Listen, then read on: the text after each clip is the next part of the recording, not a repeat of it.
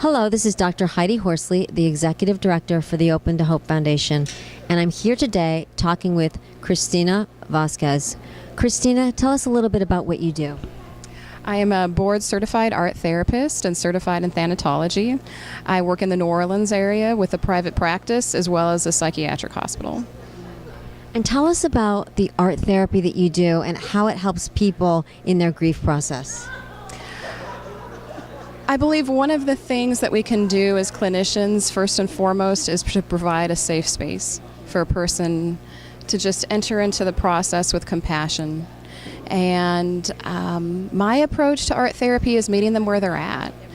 You know, I often come in maybe with a project or an idea in mind. However, if I'm going to sit there and encourage them to set aside their agenda and their expectations, I need to be willing to do the same. So meeting them where they're at, I also encourage people to explore the metaphorical process in art therapy, starting and stopping. So for instance, even choosing a size that would be manageable for them, and then mindfully beginning the process. What is my intention? And sometimes intention can feel overwhelming. So even just creating art for the sake of art.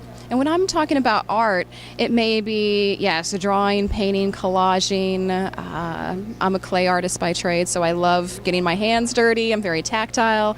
But art for another person could be baking, cooking, gardening, any creative outlet. Now, with regards to art therapy, art psychotherapy, we're going to be focusing more on the visual arts. But I would also like to encourage the client to take that creative process into their home. And sometimes clay is not available. And so I really encourage people to find an outlet that speaks to them. So for instance, the visual arts, for instance, a professional trained artist, looking at a canvas may feel overwhelming. They may be very aware of how emotive it can be, and they don't want to go there, and that's okay. So to be patient with themselves and maybe step away from the canvas for a while and maybe explore an unfamiliar means of artwork, such as photography or drawing or sketching.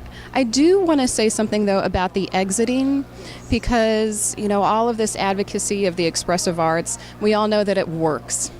However, there's also a responsibility in the clinician's part in being able to, yes, provide the space, walk with them on the journey, but also teach a client means of exiting the process. And that's really important because it can feel overwhelming. And if so, the client's not going to want to even go back to that space. So learning how to enter into the space, be here now, be present, and also to have that mindful moment to take a breath and say, okay, I can stop now. Quilting, any activity that you're doing, to just take a breath, take a pause, you know, even do a body scan and notice you know, your shoulder might be pinching up. You might be compulsively crocheting and losing track of time, which can be beneficial. However, to connect with that breath and to have a moment, okay, I can pause now, that also introduces the sense of choice and empowerment. Okay, I have a choice. I can end this process right now. I don't have to go on and on and on and on. I love that, Christina. Tell us where we can find you for those people out there who are in the New Orleans area that want to work with Christina with art therapy. How do we find you? Well, I have a private practice in the Metairie, Louisiana, New Orleans area, so they can find me that way. And I have an email address. I don't know if that'll be included in this. Should I say it now? Okay, it's all one word, clay and canvas @yahoo.com. And I also just want to say that you don't have to be an artist to benefit from art therapy. And what art therapy provides is a chance to challenge the critic that sometimes comes up that says, oh, I can't do this, I'm not good enough, and to be able to sit in that space and say, here I am.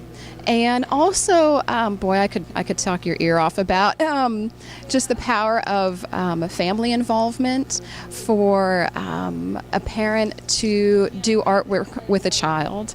And just as a child would bring you a scribble drawing and say, hey, look at this, look at what I drew, you know, and to receive that with compassion and acceptance, to do that for yourself, to be as compassionate to yourself as you would that child in need. I love this, Christina. Thank you so much for all that you're doing to help people find hope after loss. And this is Dr. Heidi Horsley of the Open to Hope Foundation.